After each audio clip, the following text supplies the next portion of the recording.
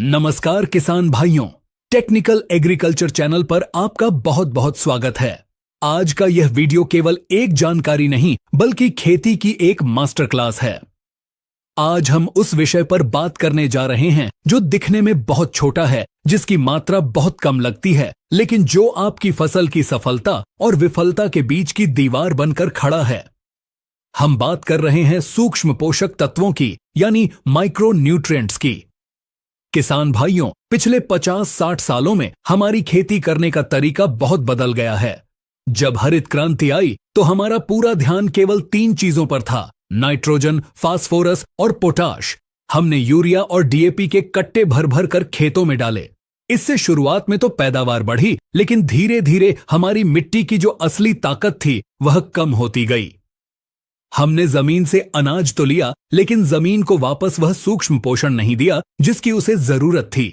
परिणाम आज आपके सामने है। आज आप देखते होंगे कि कई बार भरपूर खाद पानी देने के बाद भी फसल में वह रंगत नहीं आती। पत्तियां पीली पड़ जाती हैं, फल छोटे रह जाते हैं, फूल झड़ने लगते हैं और अंत में जब आप उपज तोलते हैं तो वह आपकी मेहनत के हिसाब से बहुत कम निकलती है। यह समस्या छुपी हुई भूख की है। आज के इस विस्तृत वीडियो में हम एक एक सूक्ष्म पोषक तत्व का गहराई से विश्लेषण करेंगे। हम जानेंगे कि zinc, boron, iron, copper, manganese और मोलिब्डेनम ये सब क्या हैं। ये पौधे के अंदर जाकर कौन सी मशीनरी को चालू करते हैं, किस फसल में कब डालना है, बाजार में कौन सा उत्पाद असली है और कौन सा नकली। यह वीडियो थोड़ा लंबा हो सकता है, इसीलिए आप सभी से अनुरोध है कि अपना कीमती समय निकालकर कॉपी और पेन लेकर बैठें, क्योंकि आज आपको जो जानकारी मिलने वाली है वह आपको किसी दुकान वाला या कंपनी का एजेंट नहीं बताएगा। तो चलिए खेती के इस विज्ञान को शुरू करते हैं। सबसे पहले हमें यह समझना होगा कि आखिर इन तत्वों को सूक्ष्म क्यों कहा जाता है। सूक्ष्म का मतलब है बहुत छोटा या कम।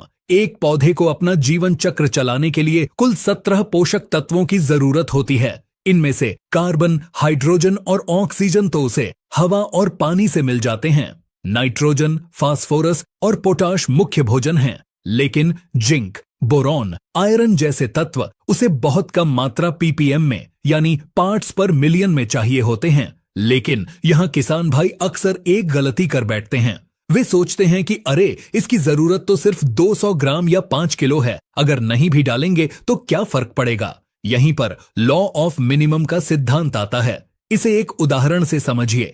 मान लीजिए आपके पास एक लकड़ी का ड्रम है जिसमें पानी भरना है। वह ड्रम अलग अलग लकड़ी की पट्टियों से बना है। अगर उस ड्रम की एक भी पट्टी टूटी हुई या छोटी है तो आप उस ड्रम को कभी पूरा नहीं भर सकते। पानी उस टूटी हुई पट्टी के स्तर तक ही रहेगा। ठीक इसी तरह अगर आपने खेत में 50 किलो यूरिया, 50 किलो डीएपी और 30 किलो पोटाश डाल दिया, लेकिन खेत में सिर्फ जिंक की कमी है, तो आपकी पूरी पैदावार उस जिंक के स्तर पर आकर रुक जाएगी। बाकी का डाला हुआ महंगा खाद बेकार चला जाएगा। यानी सूक्ष्म पोषक तत्व वह चाबी है जो आपकी मुख्य खाद्य के ताले को खोलती है। इनके बिना एनपीके भी अपना पूरा असर नहीं दिखा पाते। अब हम सबसे पहले और सबसे महत्वपूर्ण तत्व की बात करेंगे, जो है जिंक। भारतीय मिट्टियों में, विशेषकर उत्तर भारत और मध्य भारत में जिंक की कमी सबसे ज्यादा पाई जाती है। जिंक क्या काम करता है? वैज्ञानिक रूप से देखें तो जिंक पौधे के अंदर कई तरह के एंजाइम्स को सक्रिय करता है। इसका सबसे बड़ा काम है ऑक्सिन हार्मोन का निर्माण करना। ऑक्सिन वह हार्मोन है जो पौधे की ऊपरी बढ़वार को नियंत्रित करता है। आपने देखा होगा कि कई बार पौधे की लंबाई रुक जाती है, पोरियां छोटी रह जाती हैं। यह सब जिंक की कमी से होता है। इसके अलावा जिंक पौधे में प्रोटीन बनाने और कार्बोहाइड्रेट के पाचन में मदद करता है। यह पौधे की जड़ों को पानी सोखने की शक्ति भी प्रदान करता है। कमी के लक्षण। जिंक की कमी के लक्षण अलग अलग फसलों में अलग अलग दिखाई देते हैं। धान की फसल में धान में इसकी कमी से मशहूर खैरा रोग होता है।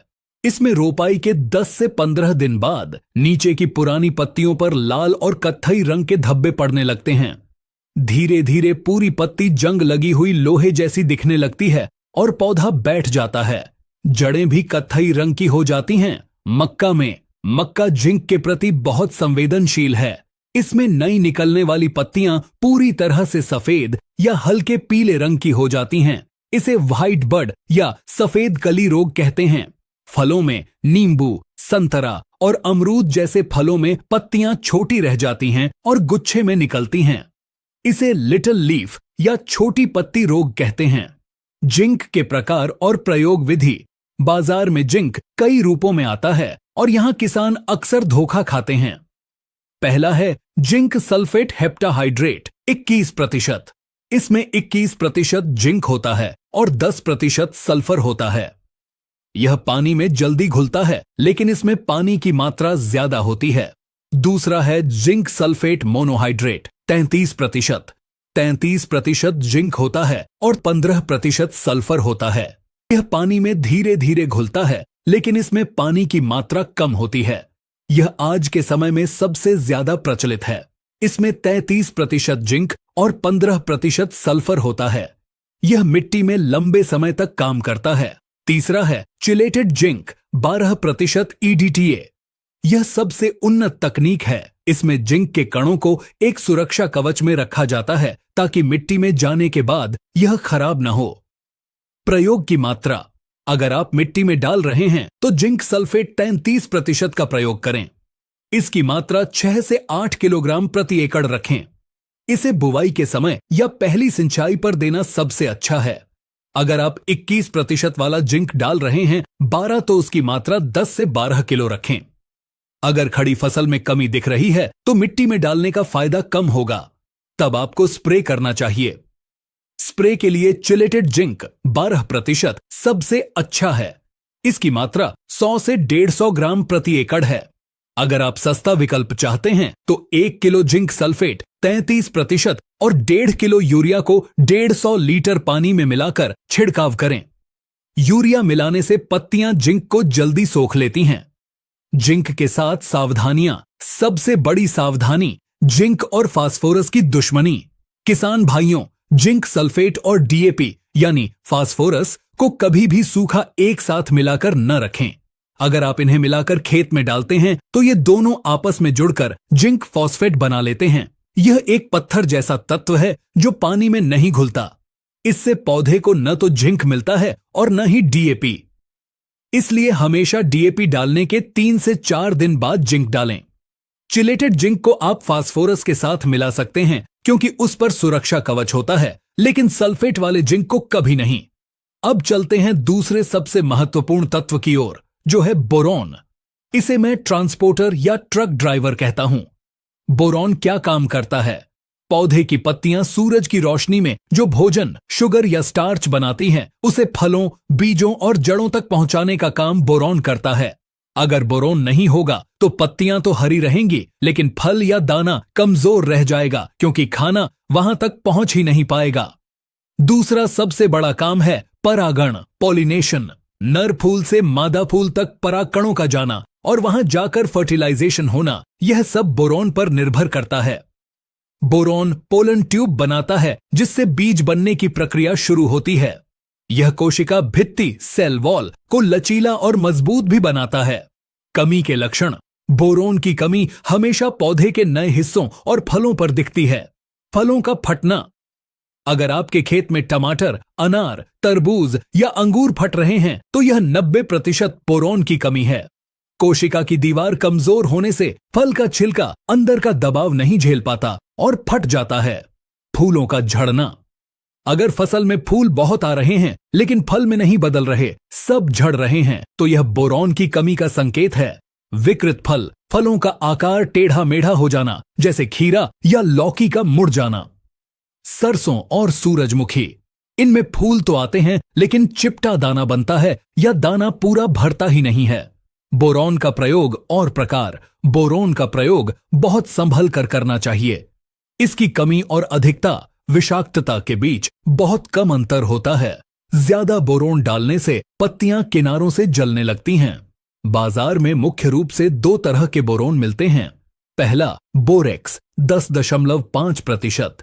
यह सफेद पाउडर जैसा होता है। इसे बुवाई के समय मिट्टी में डाला जाता है। इसकी मात्रा 3 से 4 किलो प्रति एकड़ है। दूसरा डायसोडियम ऑक्टाबोरेट टेट्राहाइड्रेट बोरॉन 20%। यह पानी में घुलनशील है और स्प्रे के लिए सबसे बेहतरीन है। कब और कितना डालें? बोरॉन का सबसे अच्छा परिणाम तब मिलता है जब इसे फूल आने की अवस्था से ठीक पहले दिया जाए। स्प्रे के लिए मात्रा 1 ग्राम से 1.5 ग्राम बोरॉन 20% प्रति लीटर पानी में मिलाएं, यानी 1 एकड़ में 150 लीटर पानी में लगभग 200 से 250 ग्राम बोरॉन पर्याप्त है। अगर आप फलदार पेड़ बागवानी में इसका इस्तेमाल कर रहे हैं तो हर साल तौले थाले में 50 से 100 ग्राम बोरॉन मिट्टी में मिलाएं। एक खास बात, सूखे की स्थिति में बोरॉन की कमी सबसे ज्यादा होती है। बोरॉन को पौधे के अंदर चलने के लिए नमी की जरूरत होती है, इसलिए अगर खेत में सूखा है तो बोरॉन का स्प्रे जरूर करें। मिट्टी में डालने से काम नहीं चलेगा। तीसरा तत्व है आयरन या लोहा। यह पौधे के लिए खून बनाने जैसा काम करता है। आयरन की कार्यप्रणाली, जैसे हमारे खून में हीमोग्लोबिन होता है, वैसे ही पौधों में क्लोरोफिल होता है जो उन्हें हरा रंग देता है। आयरन क्लोरोफिल के निर्माण में सीधे तौर पर शामिल होता है।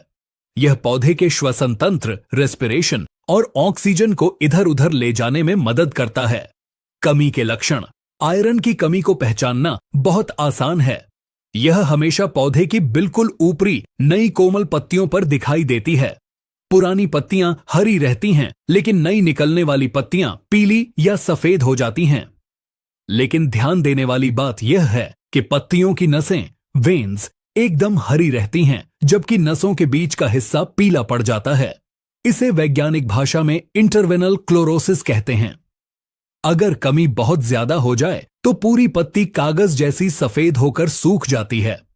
यह समस्या उन खेतों में ज्यादा आती है जहां की मिट्टी में चूना, कैल्शियम कार्बोनेट ज्यादा है या पानी खारा है। गन्ना, मूंगफली, पिपरमिंट, मेंथा और धान की नर्सरी में यह बहुत आम है। आयरन की पूर्ति कैसे करें? आयरन की कमी को ठीक करना थोड़ा मुश्किल होता है क्योंकि मिट्टी में डाला गया आयरन अक्सर फिक्स हो जाता है और बेकार हो जाता है। Ferrous sulphate 19%। यह हरे रंग का क्रिस्टल होता है। अगर आप इसे मिट्टी में डालना चाहते हैं तो 10 किलो फेरस सल्फेट प्रति एकड़ डालें, लेकिन इसे अकेले डालने का फायदा कम होता है। इसे 10 से 15 किलो सूखी गोबर की खाद में मिलाकर 1-2 दिन रखें और फिर खेत में डालें तो इसका असर बढ़ जाता है। छिड़काव सबसे अच्छा तरीका, आयरन की कमी दिखने पर स्प्रे करना ही सबसे बढ़िया उपाय है। इसके लिए 5 से 8 ग्राम फेरस सल्फेट प्रति लीटर पानी में घोलें। एक सीक्रेट टिप, आयरन के घोल में थोड़ा सा नींबू का सत, टाटरी या सिट्रिक एसिड मिला दें। इससे घोल का पीएच कम हो जाता है और पत्तियां आयरन को बहुत तेजी से सोख लेती हैं। बाजार में महंगा चिलेटेड आयरन FeDTA भी मिलता है। अगर बजट है तो उसका स्प्रे सबसे तेज असर करता है। अब बात करते हैं उन तत्वों की जिनकी चर्चा कम होती है लेकिन वे भी जरूरी हैं। मैग्नीज, एमनेन। मैंगनीज प्रकाश संश्लेषण और नाइट्रोजन के पाचन में मदद करता है। इसकी कमी सबसे ज्यादा गेहूं और जई, ओट्स में देखी जाती है। गेहूं में इसकी कमी से पहाला ब्लाइट होता है, जिसमें पत्तियों पर भूरे धब्बे पड़ जाते हैं। इसकी कमी रेतीली और बहुत ज्यादा छूने वाली मिट्टी में होती है। इसके लिए मैंगनीज सल्फेट 30.5% का प्रयोग 1 किलो प्रति एकड़ की दर से स्प्रे में किया जा सकता है। कॉपर, तांबा। कॉपर पौधे को बीमारियों से लड़ने की ताकत देता है। यह फंगस, फफूंद को रोकता है। नींबू वर्गीय फसलों में इसकी कमी से डाईबैक रोग होता है, जिसमें टहनियां ऊपर से नीचे की ओर सूखने लगती हैं। गेहूं में बालियों में दाना नहीं भरता अगर कॉपर की कमी हो। कॉपर की पूर्ति के लिए कॉपर सल्फेट, नीला थोथा का प्रयोग किया जाता है, लेकिन ध्यान रहे कॉपर की अधिकता पौधे को जला सकती है, इसलिए इसका प्रयोग बहुत कम मात्रा में 2 से 3 ग्राम प्रति लीटर स्प्रे से करना चाहिए।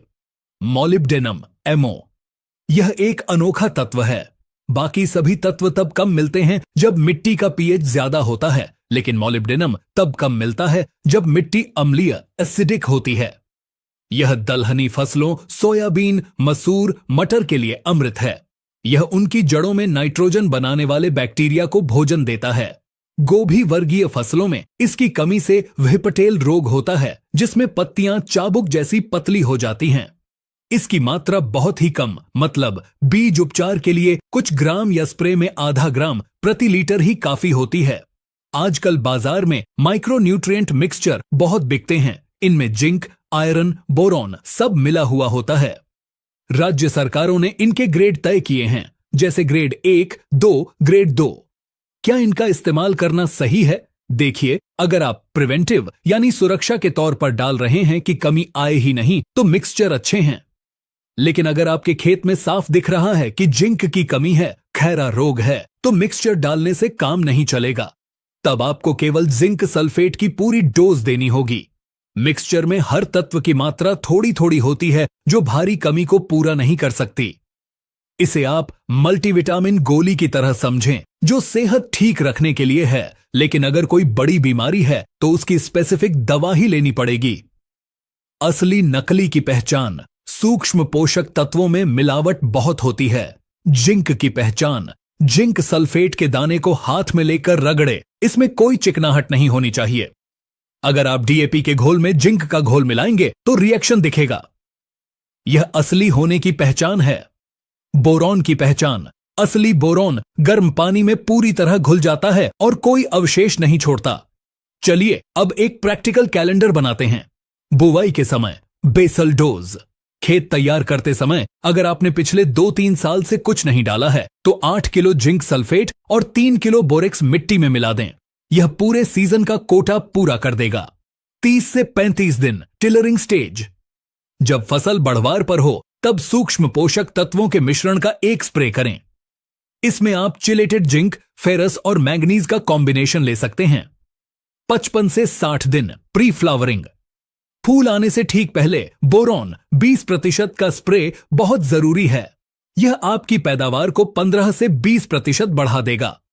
अंत में मैं यही कहना चाहूंगा कि किसान भाइयों, खेती एक विज्ञान है। अपनी मिट्टी को पहचानिए। हर 3 साल में एक बार अपनी मिट्टी की जांच जरूर करवाएं और जो कमी लैब की रिपोर्ट में आए केवल वही डालें। बिना सोचे समझे बाल्टी भर के टॉनिक और मिक्सचर डालने से सिर्फ आपकी जेब कटेगी, फायदा नहीं होगा। सूक्ष्म पोषक तत्व कम लगते हैं, लेकिन उनका असर बहुत बड़ा होता है। सही समय पर सही तत्व का चुनाव ही आपको एक सफल और मुनाफे वाला किसान बनाएगा। उम्मीद है कि जिंक, बोरॉन और आयरन पर यह विस्तृत जानकारी आपके काम आएगी। अगर आपके मन में कोई भी सवाल है, जैसे कि किसी खास कंपनी के प्रोडक्ट के बारे में या किसी विशेष फसल के बारे में, तो कमेंट में जरूर लिखें। हम कोशिश करेंगे कि अगले वीडियो में आपके सवालों का जवाब दे सकें। यदि आप फेसबुक पर देख रहे हैं तो फॉलो कीजिए और यूट्यूब पर देख रहे हैं तो चैनल को सब्सक्राइब जरूर कीजिए। इस वीडियो को अपने साथी किसान मित्रों के साथ व्हाट्सएप ग्रुप्स में जरूर शेयर करें, ताकि वे भी अपनी फसल की छुपी हुई भूख को मिटा सकें।